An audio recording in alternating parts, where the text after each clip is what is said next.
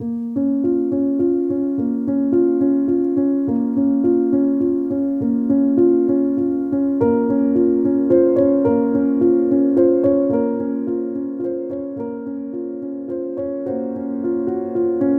dia.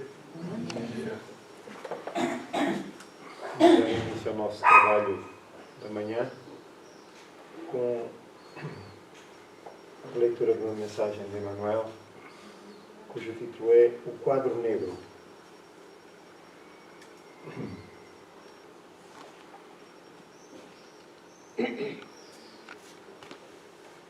São palavras de Jesus, um excerto do Evangelho de João, capítulo 16, versículo 4. Mas tenho-vos dito isto, a fim de que, quando chegar aquela hora, vos lembreis de que já vos tinha dito. E Emmanuel comenta: referia-se Jesus aos próprios testemunhos. Entretanto, podemos igualmente aplicar-lhe os divinos conceitos a nós mesmos, desencarnados e encarnados. Cada discípulo terá a sua hora de revelações do aproveitamento individual. As escolas primárias não dispensam o habitual quadro negro destinado às demonstrações isoladas do aluno.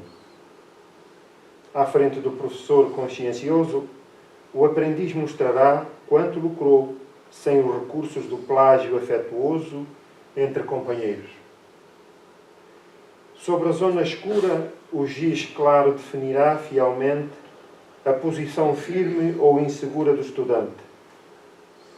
E não será isto mesmo o que se repete na escola vasta do mundo?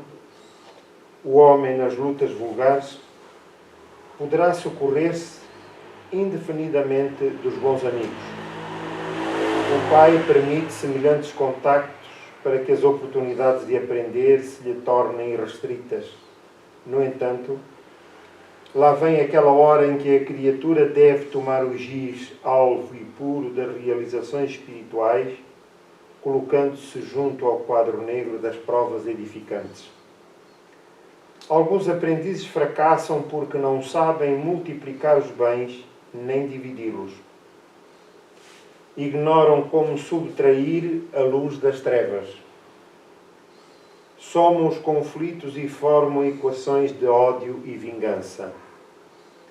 Esquecem-se de que Jesus salientou o amor por máxima glória em todas as situações do apostolado evangélico e que mesmo na cruz, depois de receber os fatores da injúria, da perseguição, da ironia e do desprezo, somou-os na tábua do coração, extraindo a divina equação de serenidade, entendimento e perdão. Ó vós que ides ao quadro negro das atividades terrestres, abandonai o giz escuro da desesperação. Escrevei em caracteres de luz o que aprendestes do Mestre Divino. Revelai o próprio valor. Lembrai-vos que instrutores benevolentes e sábios inspiraram-vos as mãos. Abençoai o quadro negro que vos pede o giz de suor e lágrimas, porque junto dele podereis conquistar o curso maior. Unamo-nos agora em pensamento a Jesus, abrindo a nossa alma de par em par, neste momento em que a harmonia dos céus se faz sentir entre nós, pacificando-nos em intimidade, libertando-nos das preocupações mais prementes da vida, a fim de nos focarmos neste momento de intercâmbio espiritual com as forças superiores da vida,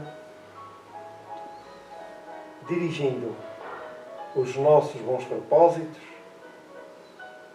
a Jesus que nos tutela. Amigo incomparável das nossas vidas, e a Deus Pai, de misericórdia, de amor, de justiça infinitos, nós vos agradecemos a oportunidade da manhã, porque nos podemos reunir para a reflexão dos teus ensinos.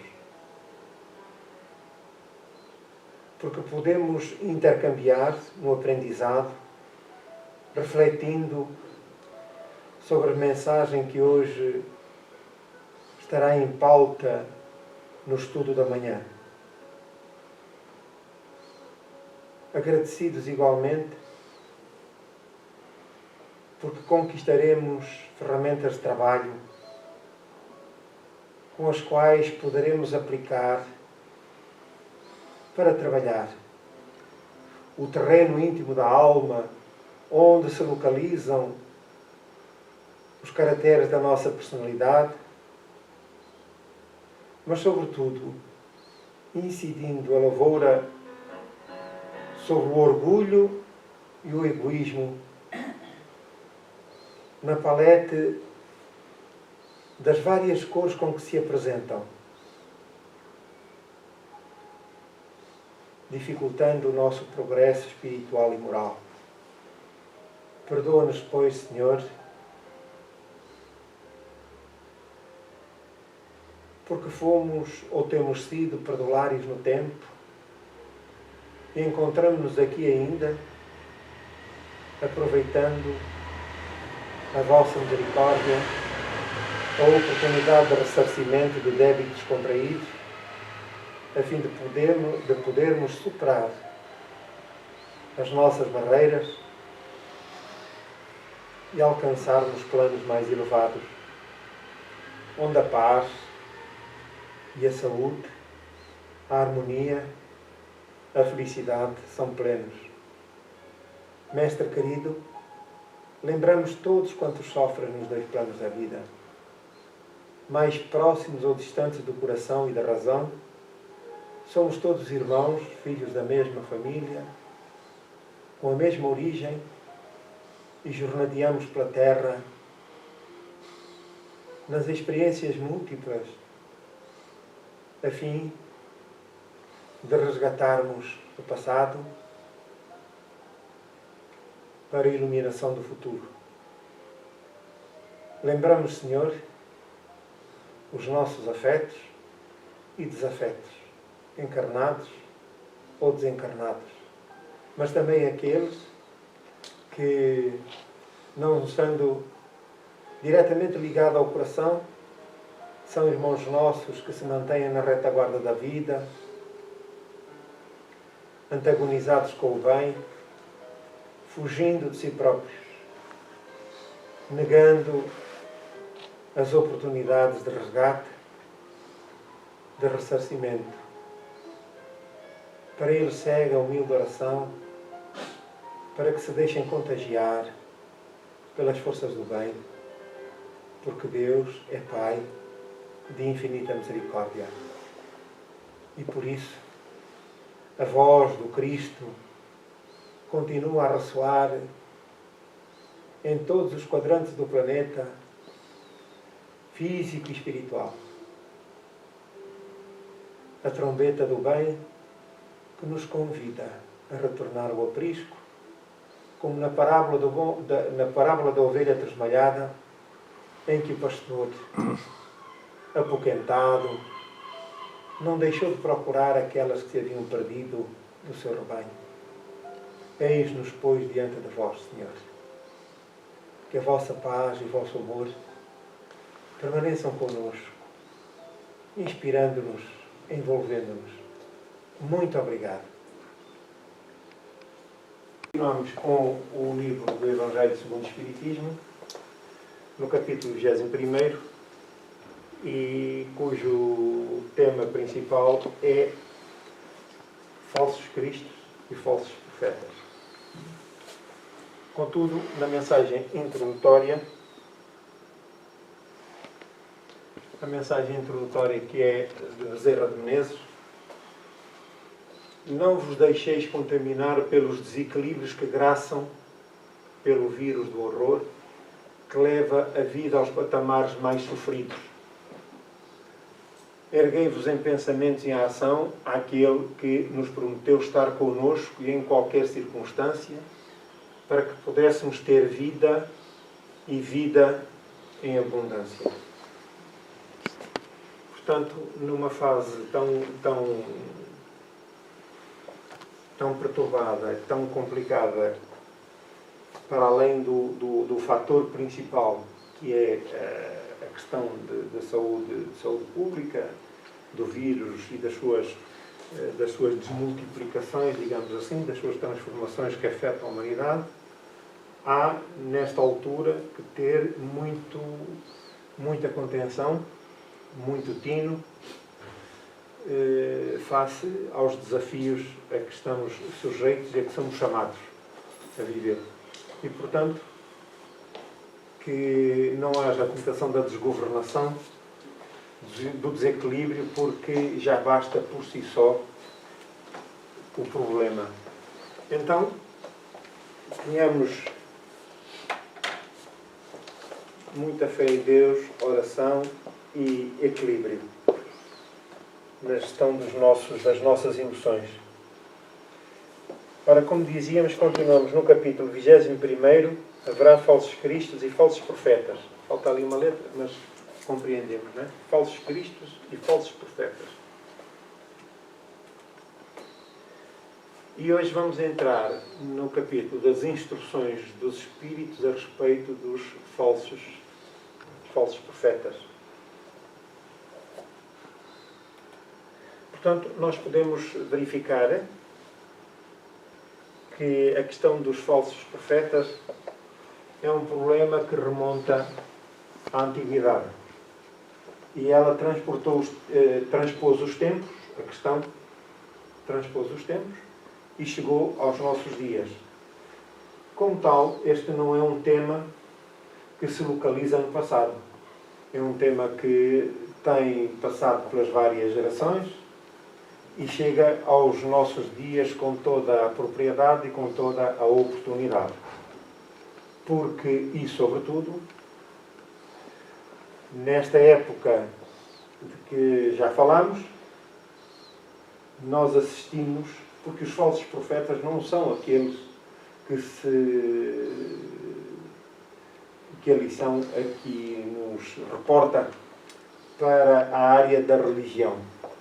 Ela transcende a própria religião. E nós já vamos ver adiante como a questão dos falsos profetas é transversal a todas as religiões e a todas as sociedades. Então, aqui o texto diz-nos as instruções dos Espíritos. Aqui. Se vos disserem o Cristo está aqui, não vades. Ao contrário, tende-vos em guarda, porquanto serão numerosos os falsos profetas. Não vedes que as folhas da figueira começam a branquear? Não vedes os seus múltiplos rebentos aguardando a época da floração? E não vos disse o Cristo, conhece-se a árvore pelo fruto? Se, pois, são amargos os frutos, já sabeis que a árvore é má. Se, porém, são doces e saudáveis, direis, nada que seja puro pode resultar de uma fonte má.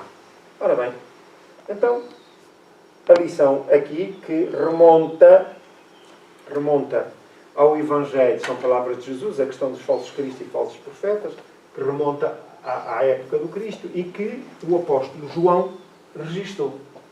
E que, portanto, tivéssemos cuidado para não nos deixarmos intimidar ou iludir pelos falsos profetas. Ora, esta questão dos falsos profetas, apesar do aspecto religioso que contém a advertência, ela transcende, como dissemos há pouco, porque, acima de tudo, convém que sejamos observadores, convém que sejamos racionais e não nos deixemos envolver ou por impulsividade por questões emocionais. Porque o que é que nós fazemos enquanto no corpo físico? Porque aqui, para já, nesta fase da exposição, o problema dirige-se para os espíritos desencarnados e para os médiuns também, que são intérpretes dessas comunicações, desse intercâmbio, que foram registados na história como profetas. Os profetas são aqueles que têm a faculdade de prever, de antecipar acontecimentos. Alguns fidedignos, outros, a maior parte, se não a esmagadora maioria, nem por isso. Contudo, a maioria daqueles que abraçam essa condição e que se têm nessa condição, não deixam qualquer espaço de dúvida relativamente às comunicações, ao intercâmbio entre os dois planos da vida. E nós apreciaremos esse detalhe. Então, o que acontece, enquanto nós aqui estamos, para percebermos bem o que ocorre, é nas nossas relações pessoais, quando alguém nos dialoga connosco, seja, enfim, no aspecto pessoal, quando dialogamos sobre um assunto que nos preocupa e estamos a ouvir qualquer esclarecimento sobre eventuais dúvidas, qualquer conselho, o que é que nós fazemos normalmente? Estamos a avaliar a proposta que nos é feita. E porquê? Porque é a própria experiência que nos diz isso. E cada um é um mundo próprio. Aquilo que é bom e necessário para os outros não é necessariamente para mim também. Daí a razão porque é necessário que sejamos racionais, isto é, apartados da emoção, racionais. Porque quando envolvemos ou colocamos a emoção à frente da razão, normalmente há trabalho, há problemas. E porquê? Porque se dispensamos a razão, deixamos-nos levar, como muitas vezes acontece, pelas aparências e acabamos por esbarrar em problemas que tornam o próprio problema principal em maiores dificuldades. Ora bem, essa condição, essa racionalidade com que lidamos com o outro, o que é normal, o que é natural, estamos a avaliar o que é a proposta. Mas e quem é que nos está a fazer essa proposta? A pessoa é sensata, não é sensata? A própria proposta tem sensatez, princípio, meio e fim, ou não?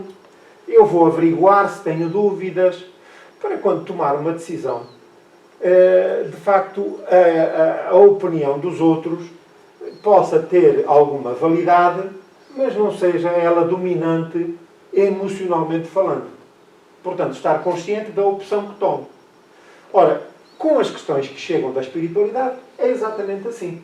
Ora, quando Allan Kardec, que foi um missionário, a quem foi entregue, um espírito a quem foi entregue a missão de codificar a doutrina espírita, porque a doutrina espírita não é dos homens, não foi concebida pelos seres humanos encarnados, é a doutrina dos espíritos.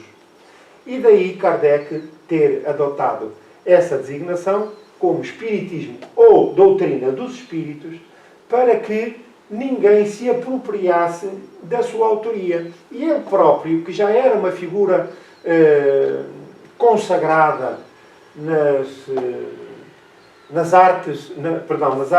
letras em França, porque era uma figura bastante destacada, era até membro de academias de letras francesas e, portanto, já era uma criatura com largo prestígio. Portanto, quando ele tomou em mãos essa tarefa, já estava na casa dos 50 anos. Ora, o primeiro contacto que ele tem, com uma pessoa que lhe fala desses fenómenos que eram, na época, muito corriqueiros e estavam em voga em França e um pouco por todo o mundo, é um amigo que lhe fala dessas primeiras impressões, dessas comunicações, e lhe deixa as primeiras impressões. E ele diz-lhe que as mesas que falavam, as mesas que saltavam, que diziam, e o Kardec logo ali disse, não pode ser. E não pode ser porque as mesas não têm cérebro, as mesas não têm uma rede nervosa, as mesas não têm um aparelho vascular, não têm um aparelho cardíaco, portanto, tudo aquilo que era fundamental para poderem comunicar de acordo com os parâmetros humanos. E, portanto, deixou de lado qualquer observação a respeito do entusiasmo dessa pessoa. Até que há um outro, passado uns tempos, que lhe volta a falar do assunto, e já aí era uma pessoa conceituada do seu ponto de vista, e, portanto, ele pesa a situação, diz, não, fulano falou-me, mas esse era uma pessoa superficial, que se deixava levar pelo calor do momento. Este não, o Sr. Fortier. Não, este é uma pessoa ponderada, já o conhecia há largo tempo, e, portanto, mesmo as observações que ele fazia eram observações cuidadosas, muito sensatas, e ele convidou Kardec, de facto, a assistir a essas reuniões. E como era essa a pessoa a convidá-lo, ele foi assistir. E é exatamente aí que se abrem as portas, e aquilo que servia para divertimento, Kardec começa a observar que há todo um sentido racional de inteligência por trás daqueles fenómenos. E que havia qualquer coisa superior, qualquer mensagem superior, a tirar dessas manifestações. E então, ao receber essas manifestações, não só presencialmente, como outras comunicações que chegavam dos mais variados pontos do globo, que ele depois estabeleceu a Revista Espírita, através da qual se correspondia com os mais variados médios e correspondentes, enfim, pelo mundo inteiro. E, portanto, era um fenómeno que na altura tinha explodido e que estava a vir a público em todo o lado. Ora, Kardec começou por perceber, primeiro, que aqueles que Kardec não tinha qualquer conhecimento da matéria. E, portanto, ele partiu do zero. E ele chegou à conclusão que não eram as mesas que se comunicavam de facto, as mesas eram simples objetos utilizados pelas inteligências extracorpóreas, portanto, não eram criaturas que viviam no plano físico, as inteligências extracorpóreas, que se valiam de alguns requisitos para provocar fenómenos e deslocar objetos, fossem cadeiras, mesas, por aí adiante. E que essas inteligências extracorpóreas nada mais eram de que a alma daqueles que, tendo vivido na Terra, tinham morrido e tinham passado a viver agora no plano invisível. E concluiu depois que, afinal de contas, o simples facto da criatura estar desencarnada, portanto, a alma, não era por si só detentora de conhecimentos superiores. E, portanto, havia que separar o trigo do joio. Tal como entre nós, com a experiência do próprio Kardec, que aqui relatei, pessoas que são mais emotivas, outras mais impulsivas. Eu não sei se as pessoas dão conta no dia a dia que há pessoas que, por tudo e por nada, abrem a boca para dizerem nada. Dão-se conta disso. Têm opinião formada sobre tudo e sobre nada. Ora, quer dizer que essas pessoas que são impulsivas e têm pouco senso de análise e de ponderação, falam do que lhes vem imediatamente à cabeça. E não ponderam se tem razão, se tem fundamento ou não tem. Nós até costumamos dizer, olha, de facto, acredito nisso, porque na minha terra as galinhas também têm dentes. Eu não sei se eu uso muito esta saída. Quando às vezes as pessoas querem fazer crer em alguma coisa, eu digo, olha, na minha terra as galinhas têm dentes. Que é para fazer perceber à pessoa que é mentirosa e que eu não estou a acreditar naquilo que me está a dizer, porque A e B não combinam. Mas é tudo verdade do meu ponto de vista? Não, é a minha verdade. Até pode ser verdade aquilo que estão a dizer, mas eu não acredito. E porquê? Porque a minha inteligência não chega lá. Então eu tenho o direito de me reservar à análise e à ponderação sobre qualquer assunto. Ora bem, então Kardec chegou a essa conclusão, que o simples facto dos mortos, dos espíritos já terem desencarnado e por estarem na condição de mortos, entre comas, isso não lhes dava mais autoridade e conhecimento do que qualquer cidadão vulgar. E há muitos espíritos que não sabem, tanto como qualquer um de nós que aqui estão, sabem, nem mais. Então, porquê? Porque a morte não transforma nada.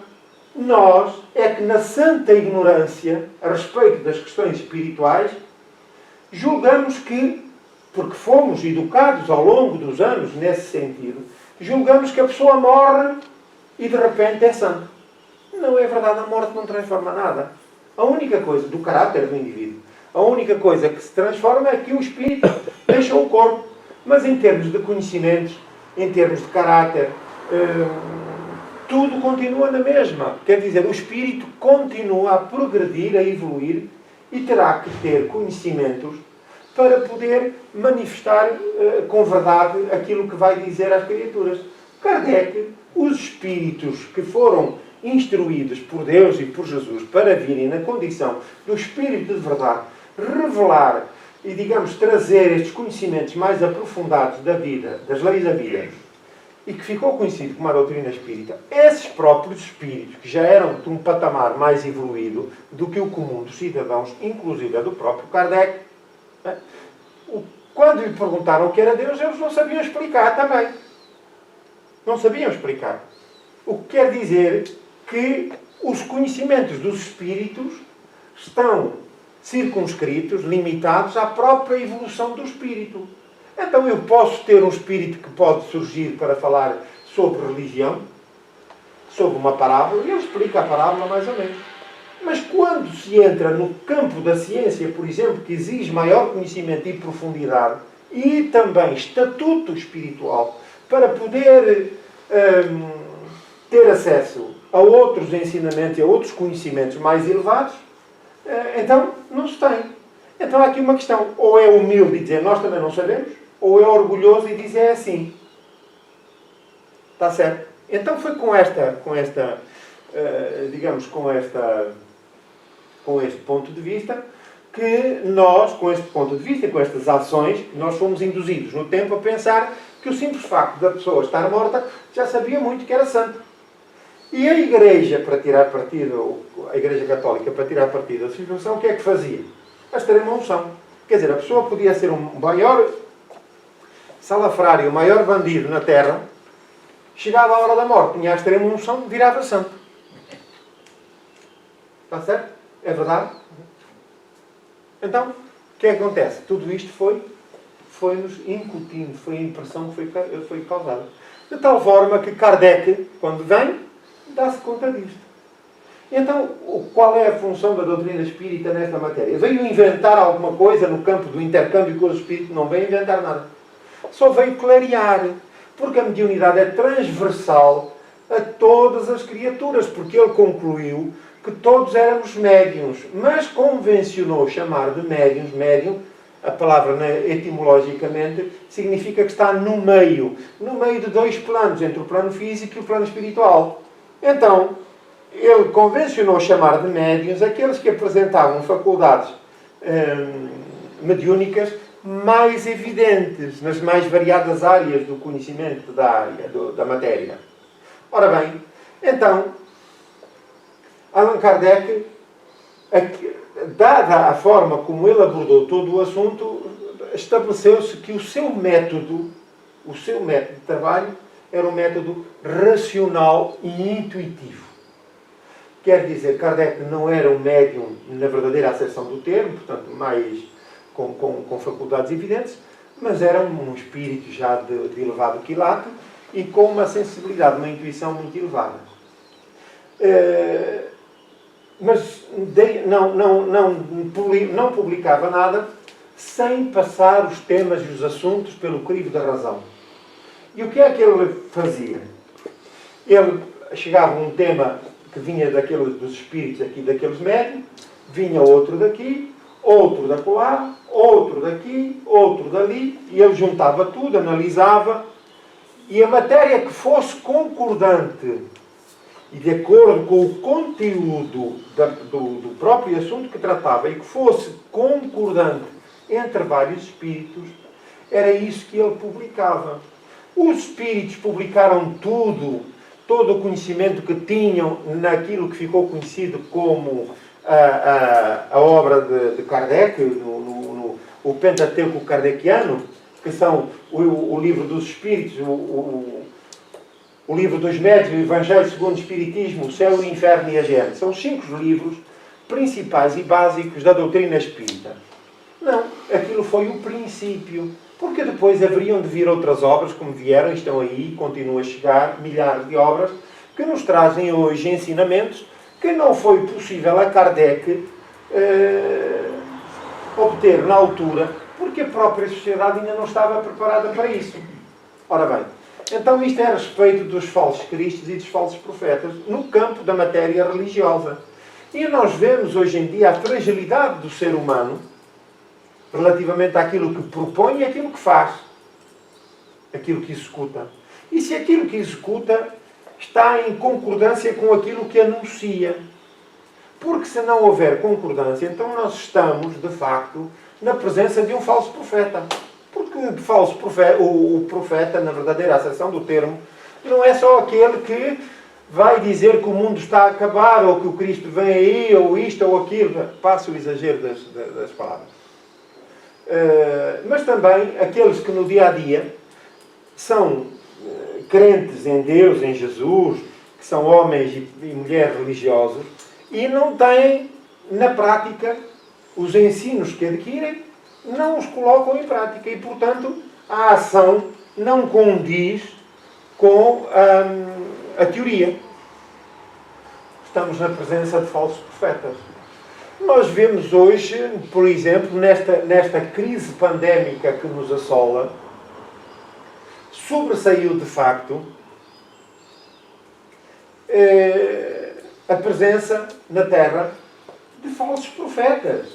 Homens que dirigem milhões de pessoas e que nós estamos a olhar, a refletir sobre o seu modus operandi, sobre as suas ideias, a refletir que não há, quer dizer, o verso não diz com o reverso. Estamos na presença de falsos profetas.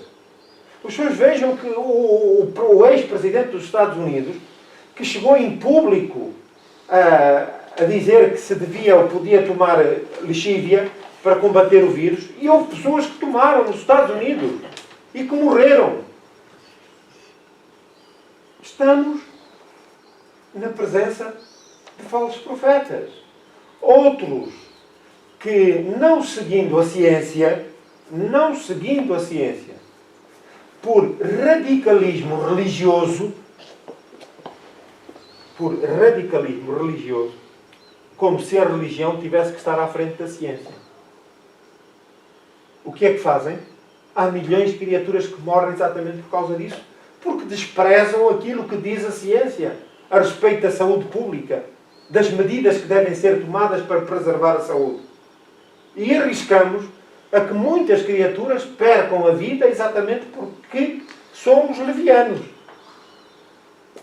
Falsos profetas. Mas apesar da crise que se instalou, as guerras não diminuíram. Nós tivemos agora aquela desgraça, aquele horror que se passou entre Israel e a Palestina. Uma vergonha. E, no entanto, ambos os lados são criaturas extremamente religiosas. Mas a crença não condiz com a prática. Ora, quando estamos a observar e a analisar estes comportamentos, o que é que nós pensamos? Falsos profetas. Estamos a compreender? Então, por isso é que os espíritos estão exatamente a propor essa observação, essa análise, para que não sejamos induzidos em erro. Porque vem alguém e nos diz isto, porque vem outro e diz aquilo, e nós andamos como autómatos, perdidos como zombies, perdidos no meio das opiniões mais vulgares. É que há pessoas que não têm vontade de mentir, não têm qualquer peso, não têm qualquer dificuldade em mentir, em tripudiar e em roubar, seja o que for, nem que seja a minha paz, o meu sossego. Falsos profetas. Portanto, é para vermos a dimensão universal desta questão dos falsos profetas e dos falsos cristos. Porque há alguns que até têm o arrojo de dizer que são o próprio Cristo que chegaram à Terra. É verdade ou não? É verdade. Ora bem, é só para vermos que isto está atualizado. Isto saiu em cerca de 1857 para 60. Esta mensagem. Salvo erro, 1861. Ora, é só para vermos como ela está tão bem atualizada sobre a dimensão dos falsos cristos e dos falsos profetas. Ora, também nós, a título pessoal, podemos cair nesta denominação de falsos profetas quando os ensinamentos que adquirimos não são postos em prática. Alguma dúvida? Então vamos prosseguir.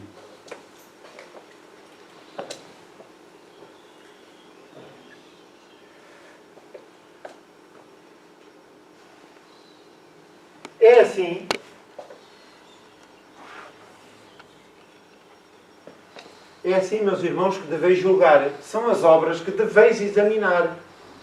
Se os que se dizem investidos de poder divino revelam sinais de uma missão de natureza elevada, isto é, se possuem no mais alto grau as virtudes cristãs e eternas, a caridade, o amor, a indulgência, a bondade que concilia os corações, se, em apoio das palavras, apresentam aos atos, podereis então dizer, estes são realmente enviados de Deus.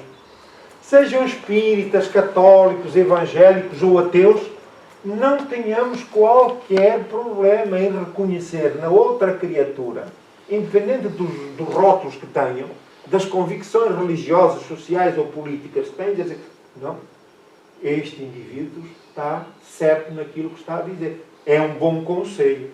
Então nós estamos, de facto, na condição de um bom profeta. Não pensemos que ser profeta que é uma coisa do outro mundo. Não, não. Às vezes um bom conselho, uma boa observação, vem da boca de uma criança. Não deram conta já? Como elas são às vezes judiciosas, são oportunas, perspicazes e inteligentes e dizem-nos coisas verdadeiras. São profetas. E porquê? Porque o profeta em si, nas questões vulgares da vida, todos nós estamos numa condição dependente. Nós somos, em termos espirituais, criaturas medianas. Portanto, não estamos muito, nem pouco evoluídas comparativamente a outros. Ora, o que acontece é que na relação com os espíritos servem-se de médiuns, aqueles que têm faculdades são mais sensitivos, têm maior sensibilidade, para trazer à humanidade e aos espíritos desencarnados ensinos, esclarecimentos sobre aquilo que é elementar. O que é elementar? É saber se o céu é quadrado, se a Terra é assim, se Marte é assado. Não. Isso, acreditem numa coisa, isso não tem qualquer importância para a nossa evolução espiritual ou moral. Porquê? Porque aquilo que são os dois principais focos de interesse para cada um de nós é irmos à procura do nosso caráter. Orgulho e egoísmo. Eu ainda sou orgulhoso? Como é que ele se apresenta nas minhas atitudes, nos meus pensamentos? Ainda sou egoísta? Como é que se apresenta? Então, são esses dois inimigos que nós temos que combater. Então, me importa a mim se Marte é quadrado, se ele dá muitas voltas lá no sítio onde está. Pode ser uma curiosidade, eu posso ter interesse, devo, é uma questão cultural, que posso, por gosto, aprender. Mas isso não é importante para pôr cobro ao processo, ao demorado processo de reabilitação da minha pessoa. Não. O nosso principal objetivo quando entramos na Terra é sairmos daqui, depois de morrermos, melhor do que quando aqui entramos. E ninguém sai melhor se não vencer os seus próprios defeitos que estão ligados ao orgulho e ao egoísmo, com as mais variadas nuances. Então, os espíritos trazem, através das faculdades mediúnicas, os mais variados ensinamentos de estímulo, de conforto, de ânimo, de amparo, para que nós possamos superar as nossas dificuldades, que são ligadas a isso. Então, não esperemos dos Espíritos grandes manchetes. Porquê? Porque isso são coisas que não têm importância de maior para o nosso desenvolvimento. Então, quando, através das faculdades mediúnicas, os Espíritos se manifestam e os médiuns trazem a público aquilo que os Espíritos revelam, nós temos o dever de apreciar racionalmente aquilo que os Espíritos dizem. E se aquilo que os Espíritos dizem tem princípio, meio e fim.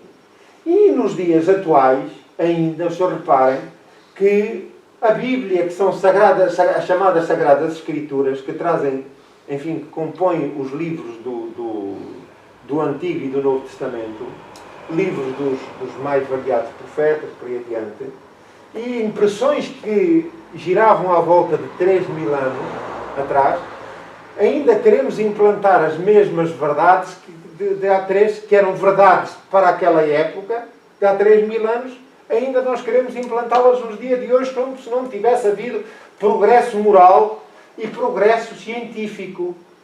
A única coisa que não se alterou de fundo em todas essas mensagens, desde a antiguidade até ao presente, são as de natureza moral e espiritual. São as de natureza moral e espiritual.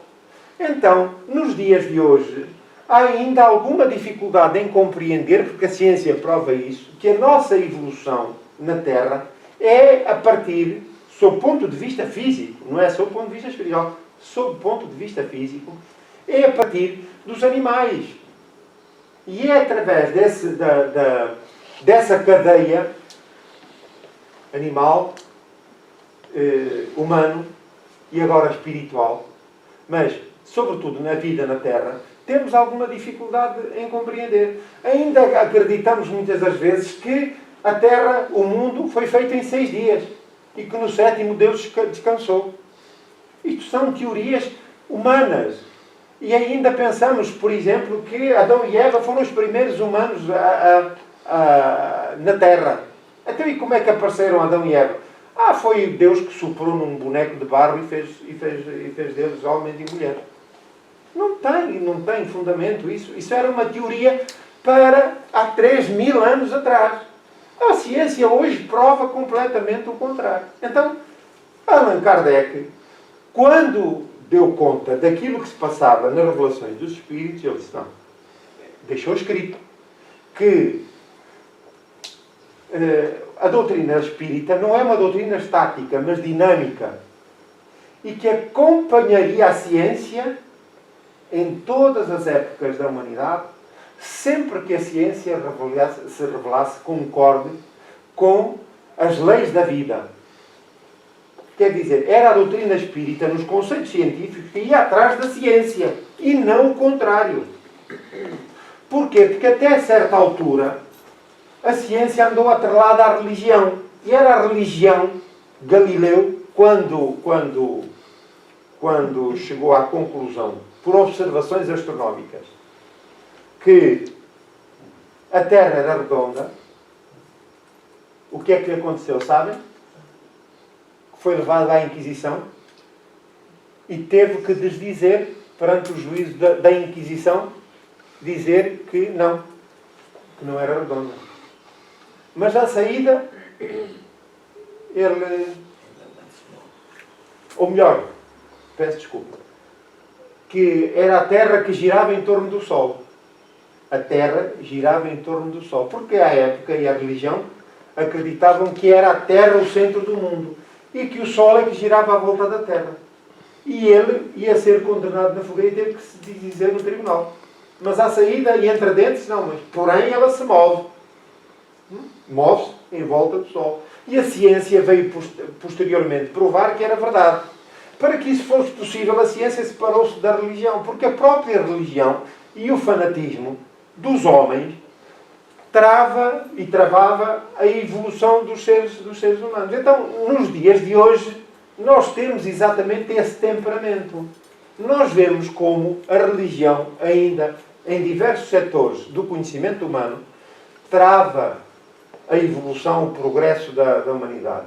E Deus nos livre se a religião voltasse a comandar os destinos da humanidade. Deus nos livre, fosse ela qual fosse.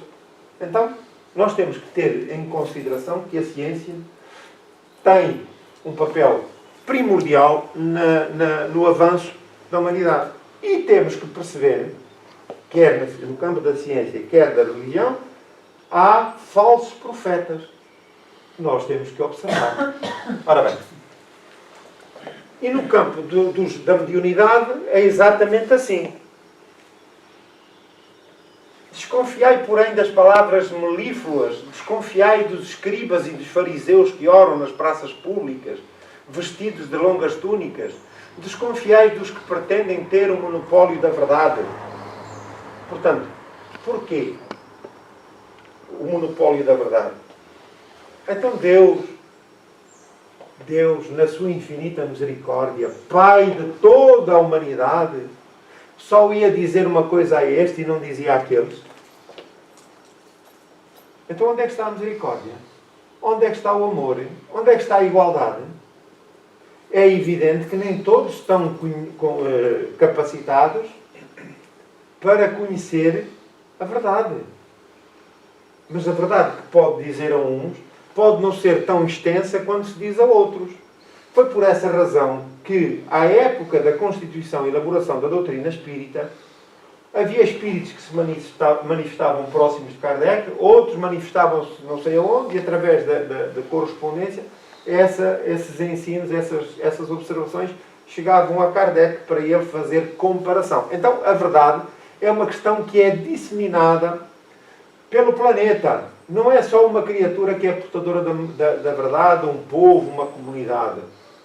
Então, todos estamos com um pedaço da verdade. E porquê é que nós não temos ainda o acesso à verdade de facto? Porque não temos ainda nem inteligência, nem capacidade para saber dessa verdade. E muita dessa verdade, e veja-se, por exemplo, o que é a verdade científica. A maioria do dinheiro que se gasta na ciência é na ciência militar. A maioria do progresso da ciência comum é aplicada em fins militares. Aquilo que se gasta em armamento dava para matar a fome em todo o mundo, a toda a humanidade. Então, a verdade, nem todos estamos preparados para a perceber. E por isso os próprios espíritos, sabendo disso, vão-nos dando umas doses homeopáticas aqui e acolá.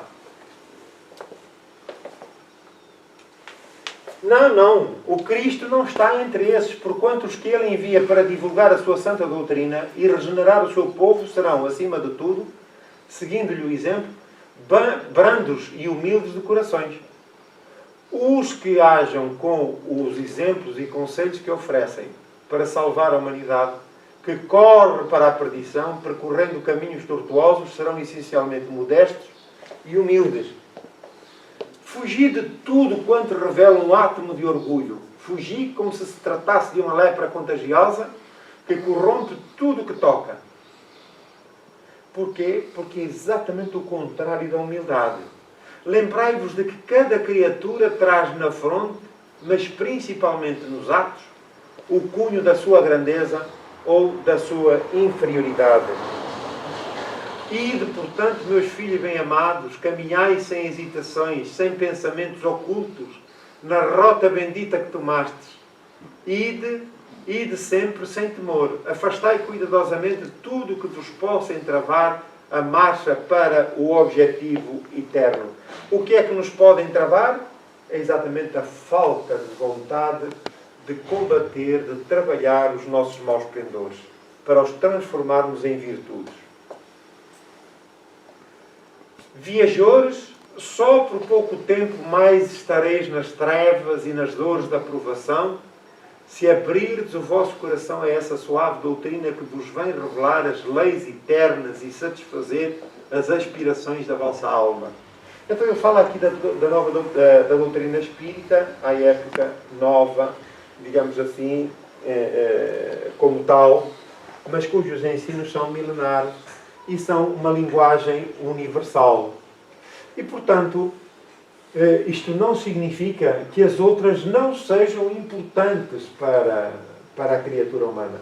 Porque há quem se afeiçoe e compreenda melhor o ensino desta ou daquela doutrina religiosa do que outra. E, portanto, desde que nos proponhamos à prática do bem, onde quer que estejamos, é isso que importa.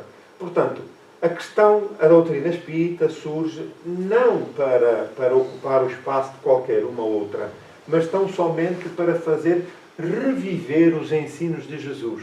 Porque Ele próprio anunciou que nos fins dos tempos enviaria o Espírito da Verdade, que nos recordaria tudo quanto Ele nos havia dito e desvendaria outras coisas mais. Portanto, revelaria outras situações. E aqui está a doutrina espírita, a doutrina dos espíritos. Exatamente nessa condição, para esse objetivo. Já podeis dar corpo a esses gênios ligeiros que vedes passar nos vossos sonhos e que, efêmeros, apenas vos encantavam o espírito sem coisa alguma dizerem ao vosso coração. Então, até à época, de facto, os espíritos faziam-se presentes junto de nós, mas muitas das vezes víamos-los em vigília ou durante o sono e não sabíamos definir exatamente o que era.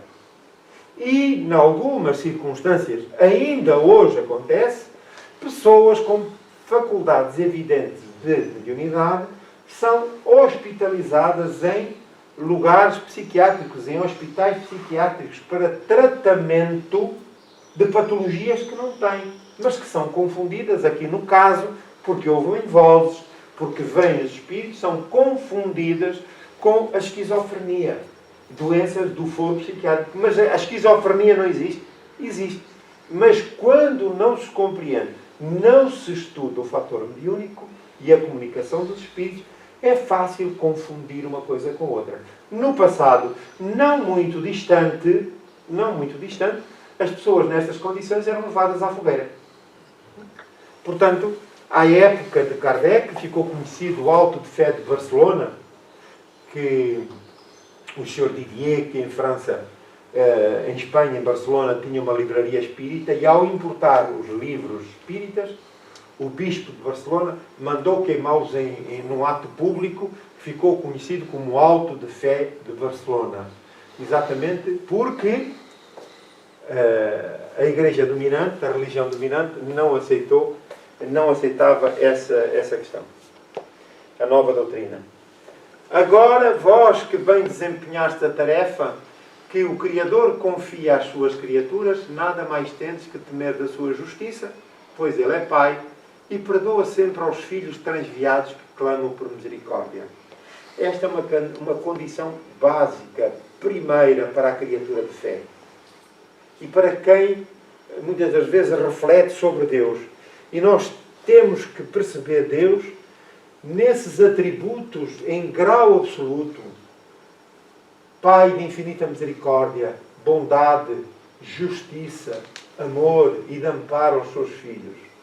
Então, jamais em circunstância alguma, sempre que se contrariar estes princípios, em que Deus aparece como um tirano, que remete as criaturas para o inferno, para as chamas do inferno, que abandona os seus filhos, porque isto é uma questão ancestral de educação religiosa, é contra a natura. Opõe-se àquilo que são os atributos do Criador, e em grau absoluto. Portanto, todos quantos se encontrem aflitos por qualquer circunstância e eventualmente reflitam nessa questão divina, na existência de Deus, na sua relação conosco, então é assim que o devemos ver e não ter receio de lhe abrir a alma. Porquê? Porque não é Deus que nos castiga, somos nós que não cumprimos, o que é diferente. E Deus continua impassível no seu lugar, à espera que cada um de nós aproveite as oportunidades misericordiosas que Ele nos faculta para o resgate das nossas faltas. Continuai, portanto, avançai incessantemente, seja a vossa divisa do progresso contínuo em todas as coisas, até que finalmente chegueis ao termo feliz da jornada, portanto, da jornada terrena, onde vos aguardam todos os que vos precederam. Então, Luís, o Espírito, foi uma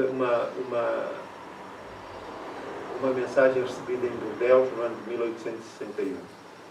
Portanto, temos aqui exatamente os ensinos dos Espíritos relativamente a esta questão dos falsos profetas.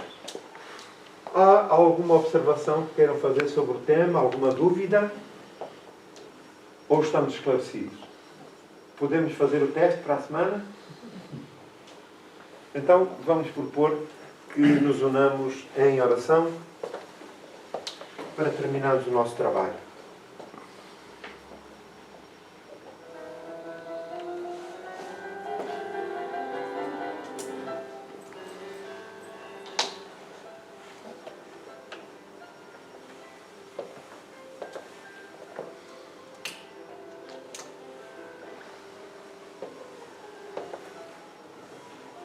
Pois, muito bem. Concentremos na figura excelsa de Jesus,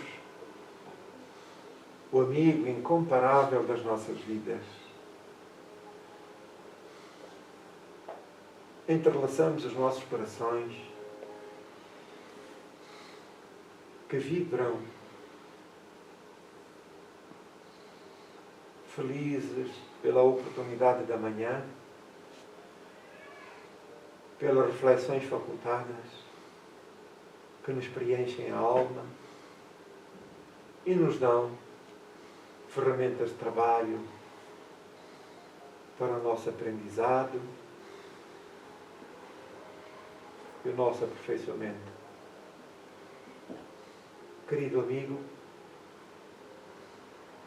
neste momento em que nos unimos com humildade, com singeleza, para vos agradecer, lembramos todos quantos sofrem nos dois planos da vida. Lembramos a humanidade encarnada e desencarnada. Apieda-te de nós, Senhor, sobretudo dos mais frágeis, as crianças, os jovens, os idosos, os toxicodependentes e suicidas, confrontados com a realidade maior da vida, veem-se abraço com as dores, pelo desperdício da vitalidade, pelo desperdício da vida. Contudo, Senhor, são milhões aqueles que jornadeiam pela terra, sem condições básicas de sobrevivência, de atendimento no campo da saúde, habitação, escolaridade.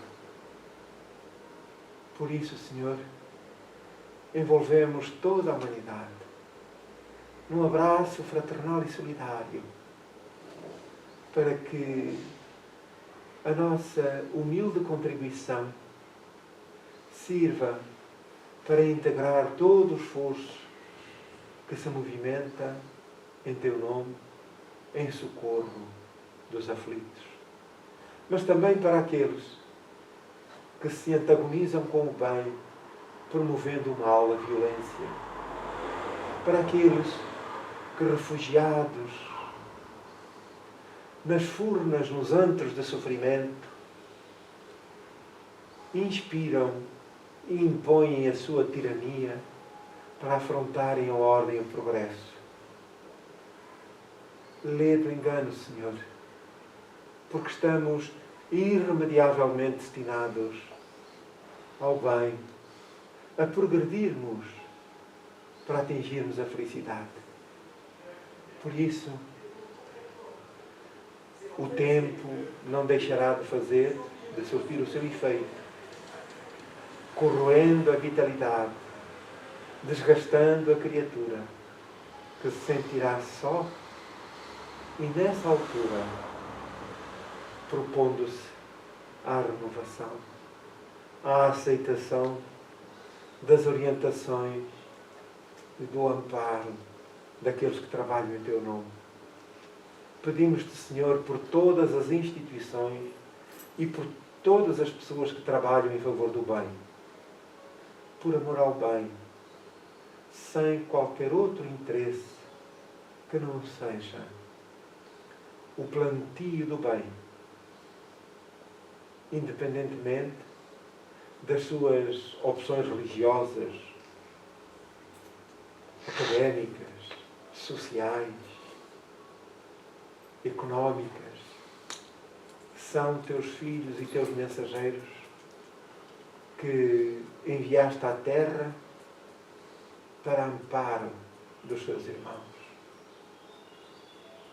Mestre querido, que a tua paz possa alcançar aqueles que partem e partiram abruptamente, deixando o corpo que é devolvido à matéria de onde provém, e que os seus espíritos aturdidos, confusos, têm dificuldade em perceber e aceitar as novas circunstâncias. Servem para eles igualmente as nossas melhores emoções e vibrações. Para este espaço que nos acolhe, onde nos reunimos em Teu nome, desejamos, Senhor, agradecer-te hoje e sempre. Muito obrigado, Senhor.